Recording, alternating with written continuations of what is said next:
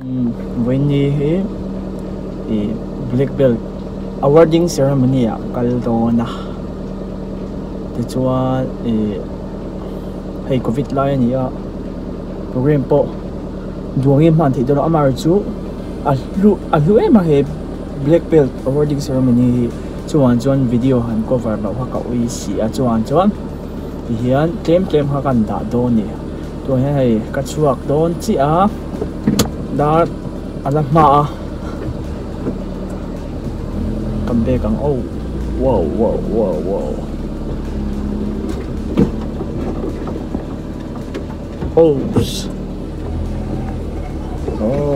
beta apa dah angel lo tlem lo dang a chu in lo angel don ni tu là hay tìm pui à làm cái chi à chuan oh my god chuan cầm phê dễ lo ni anh bồi cốc mày yes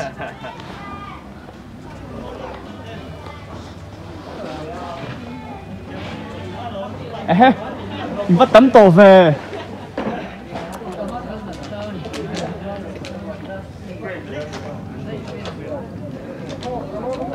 đúng ạ cắn lập page cho anh em đâu bằng mấy cho tắc cái hậu nè lấy sấy dẻ luôn lấy sấy dẻ luôn em bắt chờ đâu good morning bác cô anh chờ lâu lâu được không chào em không hề nu nói đi chú ấy nó coi trời đây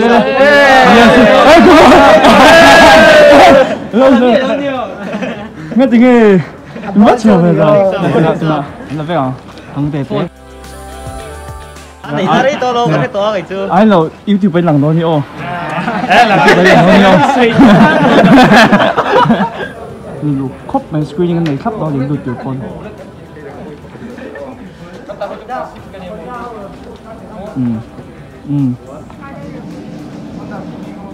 kính lầu lại xin ạ giấy vé to xin làm kinh rồi trời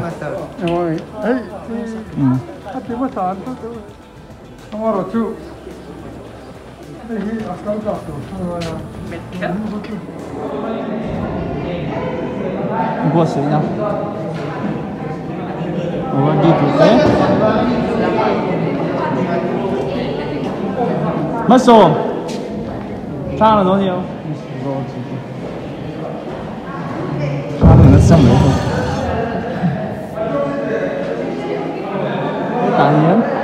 tại nó black belt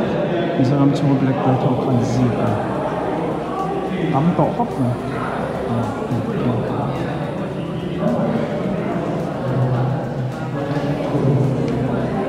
mình sẽ tập biết này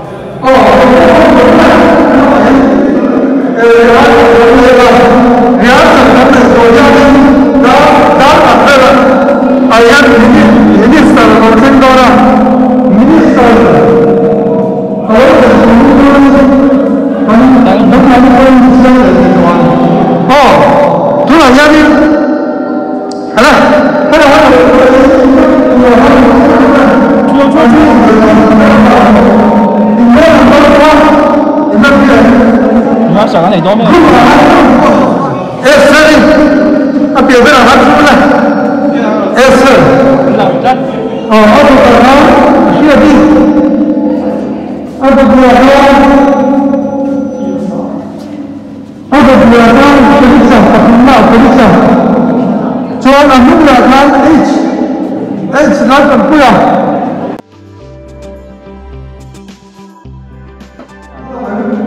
sao tự nhiên đó rau quý các bạn sẽ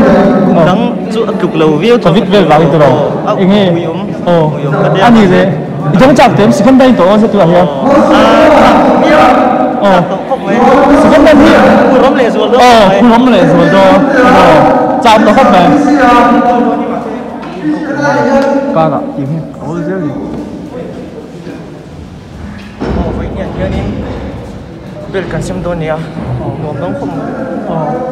cái ta cái mà bố rồng cái là chút tuổi sự phân đây tổ nào phun phát lầu ที่ ปัน ว่า ลูกปันได้ก็กันละไง กันต้องปังอะไรพวกเยลโล่เบลกันนี่นะครับต้องบอกเยลโล่เบลกันเลย เดี๋ยวเบลต้องถูกในโซ่ อ๋อเรื่องดิสเมนต์ เราเรียกมาเดวิลเราเรียกมาเดวิลกันจี อ๋อsocial distance maintain ก็เตรียมไปยิงกาปุ๊บเอ้ยก็เป็นพลังแล้วต้องตัวเให้เรือสารไหนไม่กันเนี่ยเรือสารมันไหนไม่เรือสารทัดกันตัวน่ะเอ้ต้องจักเดิม จับตัวครบมือ จักตัวครบไหมอันนี้เนี่ยเอ้ตูนกันโปรแกรมที่กลุ่มดังอัพฮัลโหลที่เอ้สวยด้วยเนี่ยกลุ่มดังชุบพะโล้เด็กเล็กก็ช่วยกันบอกว่าพิธีที่นี่เสียมั้งกลุ่มดังชุบนี่เสียรวยเนี่ยจะปกันกี่เลี้ยงอ่ะอาตำไทยยังกันก็พวกมั้งอ่ะช่วยเด็กอ่ะโควิดที่เราติดโบชานี่ตลอดอะไรข้ากันดีมันลงปุยตักเสร็จเจ้โอ้โหเลยที่จวนสักปุยเดียวเลยตรงนี้สวยด้วยเนี่ยจะต้องจักเดิม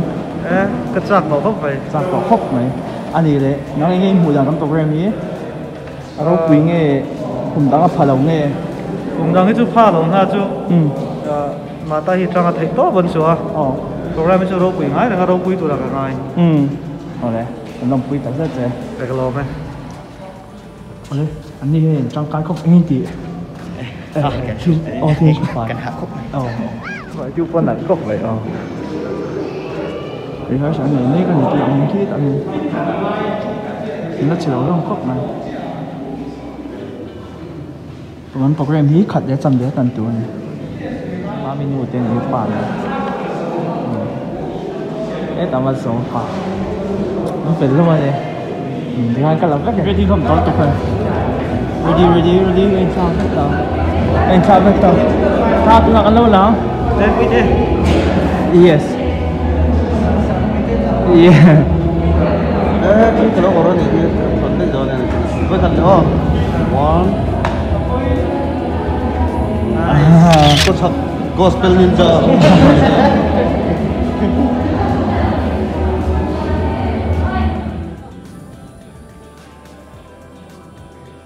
Kalau saya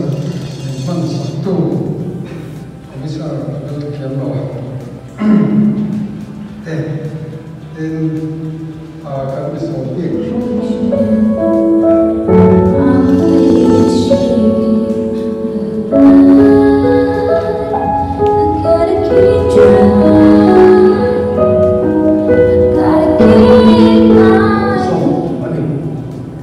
Pero como saber que foi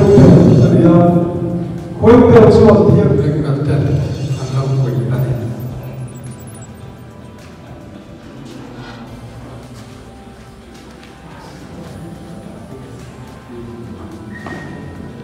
Sang hisong pati jangkan yung zola major taekwondo association na taekwondo azirjana Taekwondo Academy of Best Friends Aizola sang hisong kwa jagin tutlangin azil chunzomani State Level Championship Gold Pasari Silver Patum le Bronze pakhat alatoa State Games Silver alapoka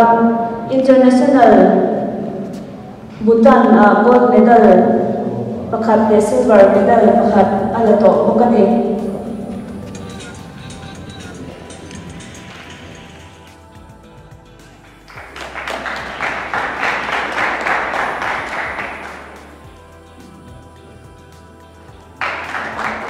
Yes, miss.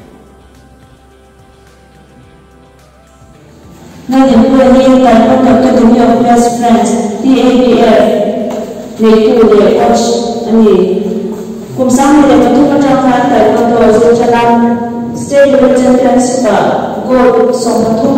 Silver Pukwa để bronze song phát đi anh đó National Gold Cup Bronze Patum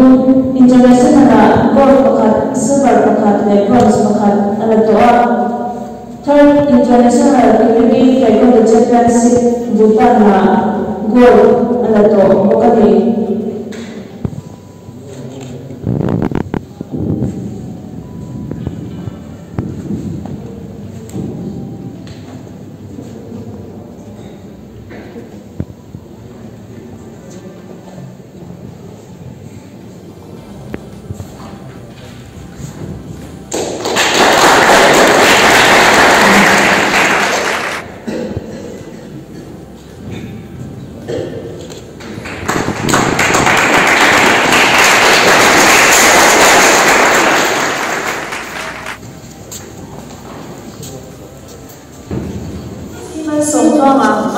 South. Third Dan. Kumsang khazapa sungpa panga changin taekwondo azirjana.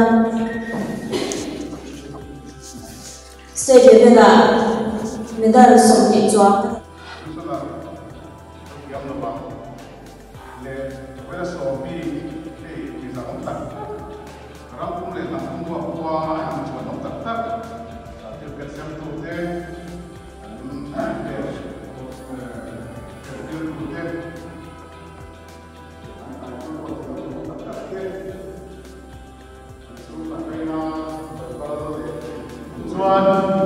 Taekwondo mi ka te chuan online in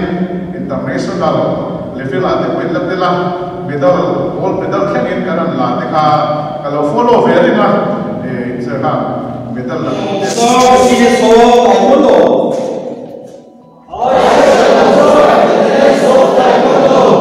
I shall respect the instructors and seniors.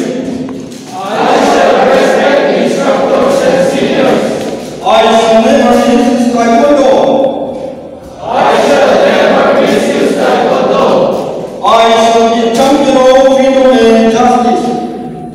I shall be a champion of freedom and justice. I shall build a more peaceful world. I shall build a more peaceful world.